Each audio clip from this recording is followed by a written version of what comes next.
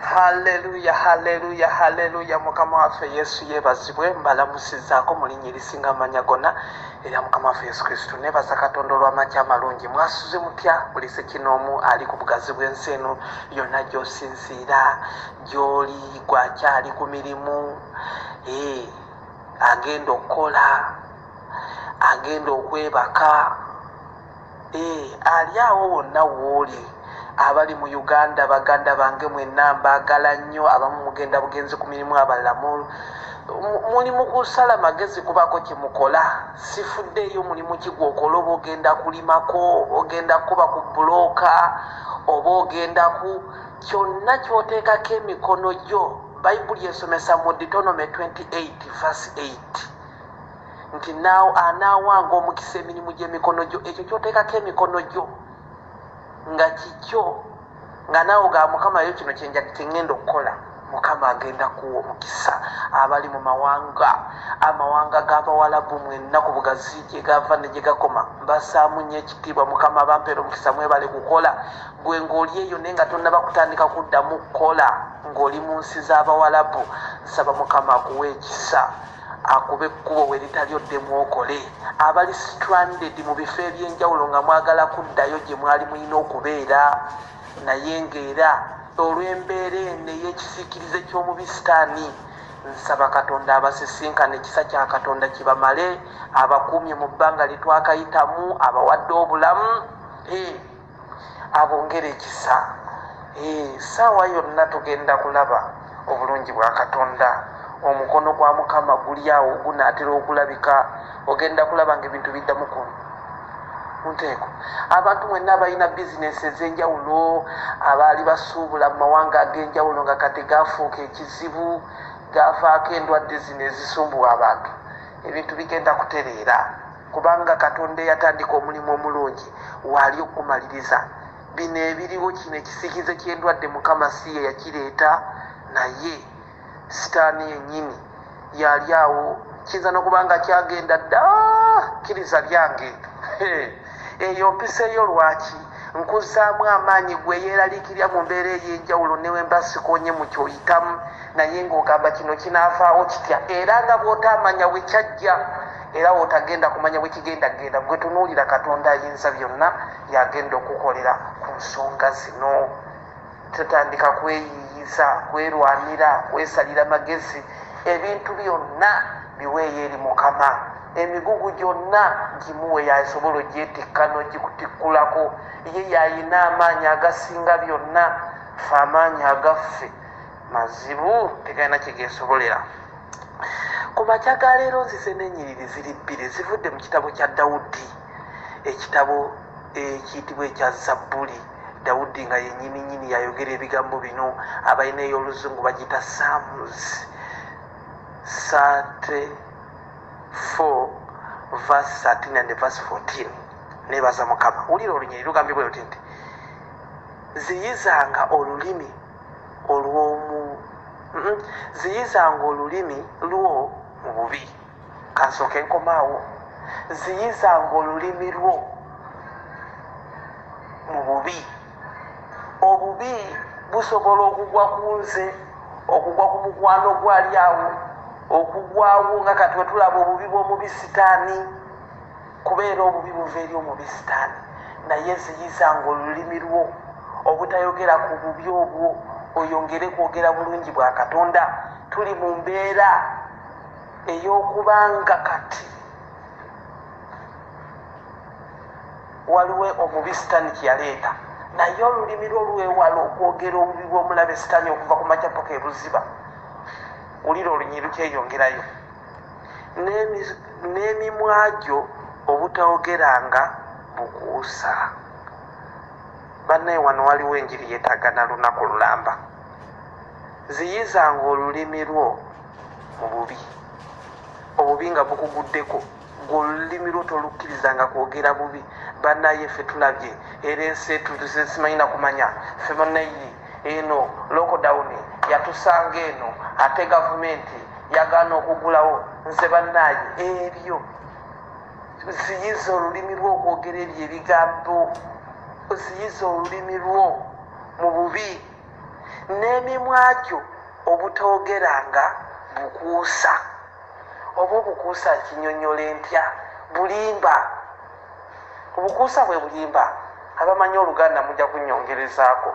Naye kyonna olulimi lwo terwogeranga ebintu by'obukuusa, ebintu by'obulimba, ebintu ebitaliyo, ebintu ebitali bituufu.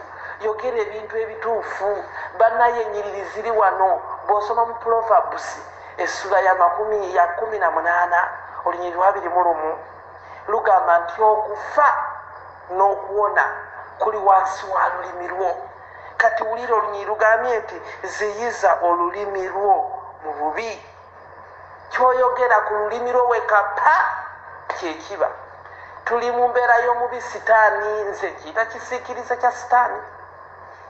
Kati gwe bw'ona otandika okuyimba ebirimu anti munaye era ffe tetwamanya leero omuntu alabye ffe emirimu gyaffe gigenda kufa, nze simanyi omuntu anaddamu n'abeera omulamu, omuntu anaddamu n'abeerako obulungi, ng'omanya ekyo kyogedde okisimbye.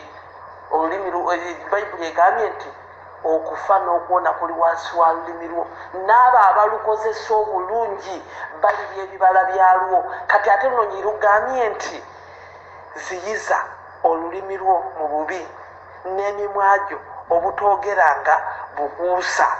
Singa naleese olunyiri luno lukalumu lwandimaze. Wulira wansi, va mu bubi okolenga obulungi. Va mu bubi okolenga bulungi. Kati olulimi lutandika okwogera ebibi n'obukuusa era nga n'ebibi otandika obikolera ddala. Va mu bubi okole obulungi. Noonyanga emirembe ogobererenga. Noonyanga emirembe ogigobererenga. Va mu bubi okolenga obulungi. Noonyanga emirembe ogigobererenga. Kati essaawa zino ekiriwo kya ndwadde. Lwaki oyogera ku ndwadde okuva ku makya paka ebuziba? Lwaki odda ku social media okusaakinga endwadde okuva ku makya paka obudde we buziba? Noonyanga obulungi bw'oba okola. Noonya ebirungi. Sinza Mukama mugaye Mukama nze nkwebaza okuva obulwadde batandika obuyimba ewaffe mu kika teri n'ogu n'omugwe bwali bukutte. Siwulyangaona mutugobaga nti alina sayini yaabwo. Mu Uganda abaabulwala bonna bawona ate mu mpona eya miraku. Kati awo lwaki toyimba ekyo? Naye n'obeera ku social media oyimba bubi, oyogera bubi, olulimi lwo lulemedde mu bibi, lwogera bibi byereere. Ate ng'olunyiri lugambye nti ziyiza olulimi lwo mu bubi n'emimwa gyo obutayogeranga bukuusa. Kati luno olulimi ddwo lutonzi. Nkuwadde olunyiri luli mu Proverbs 18:21 nti okufa n'okuwona biri wansi wa lulimi lwo n'abalukozesa obulungi. Kati gwe olulimi lwo olukozesa mu bulungi butya? Olye ku bibala byalwo. Gw'oyogerera ndwadde, oyogera bafu, n'abatakwatako abafu n'obabika. Nze neewuunya netulako lumu ku social media neewuunya ne bagamba nti oli yafudde muntu oba munene mu ggwanga tomumanyi, toyina bw'omuyita, n'olyoka otandika okumulanga nga naawe bw'omulanga gundi yafudde. Owaayi eyafudde ng'okyali mulamu oyina kuba ng'oyogera bintu bya bulamu by'olina okufoolowinga. Eyafudde leka ekika kye kyekimufugwa. In fact, I don't know. I can explain to you. Naye weewala okwogera ebigambo ebitayakola ki? Ebireeta obulabe ku lulimi lwo. Bayibuli egamba nti ziyisanga olulimi lwo mu bubi. Abooluganda Yesu yebazibwe. Mirundi emeka weeyogera ebibi olunaku? Mirundi emeka olulimi lwo lutayogera ku bibi? Osobola okulya obulungi osobola okulya ku birungi by'olulimi lwo, ebibala by'olulimi lwo. Nkwegayiridde ali eyo lekerawo okwogera obubi ku makya ga leero mu morning breakfast muno. Olira olunyiri wansi lugambye nti noonyanga emirembe ogobererenga egyo. Va mu bubi olekenga okolenga obulungi. Tosobola kwogera bubi n'otakola bubi. So bw'onoonya emirembe era ogenda kukola bulungi. nkwegayiridde awuliriza morning breakfast lekerawo olulimi lw'okulwogeza ebibi lekerawo okwogera ebibi byolaba ebiyita mu nsi muno nga tebikwatako lekerawo okulanga abafa nga temuliimu mubuwo lekerawo okubika abafu ng'abafu tekuliiko wakikakyo lekerawo okutimba ku social media abafu abaafa nga tebakwatako weewaawo bo balina n'amannya recently waliwo omufu yafa wano mu ggwanga lyaffe Uganda sigenda mwogera linnya ngenda okubwako wetula buli wamu buli omu amutimbye rest in peace nogamba bannaye kati gwe okwatirako wa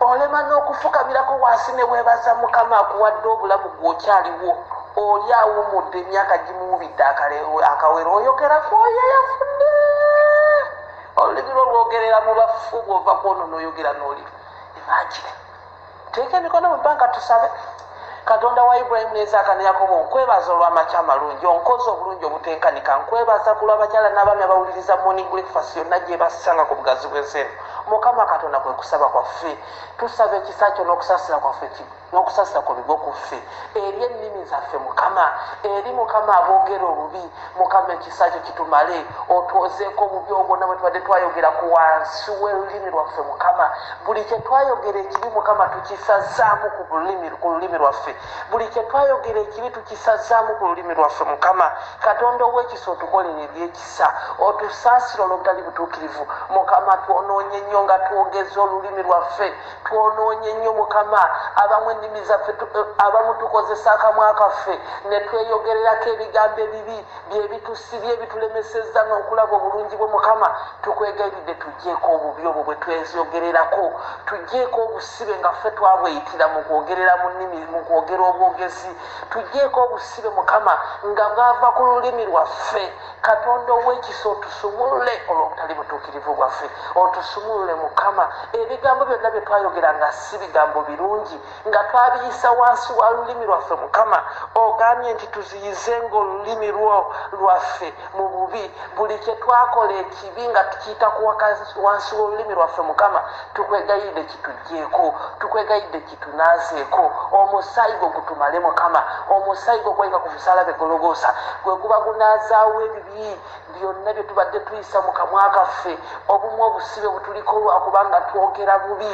ebimu tulemye okuva ku levu endala ne tugenda ku levu endala tweyogerako ebigambo ebibi abamu tulemye okuva ku ddaala eddala okugenda ku ddaala eddala tweyogerako bubi abamu tulemye okukulaakulana olw'okulaba embeera ne tugyeyogerako obubi kwe kusaba kwange mukama otusaasire olw'obutali butuukirivu otusonyiwe twogedde obubi otusumululeko ebyo bye twayogerako obubi bye tweyogererako ebi mukama bitunaazeeko n'omusaayi gwo bye tweyogererako obubi mukama bitusumululemu weebale Yesu weebale mukama weebale omusumba omulungi ayagala okulokoka teeka emikono mu bbanga gamba nti ayi Yesu nzikiriza n'omutima gwange okuweebwa butuukirivu era njatula n'akamwa kange nti ndokose amannya gange gano googere gaddemu omulundi omulala gaddemu nate gamba nti amannya gange gano gajje mu bitabo ebyokufa amangu ebitabo eby'endwadde ebitabo ebyokusiraana ogateeke mu kitabo eky'obulamu n'omukisa n'okuwangaala amiina azzeemu ebigambo ebyo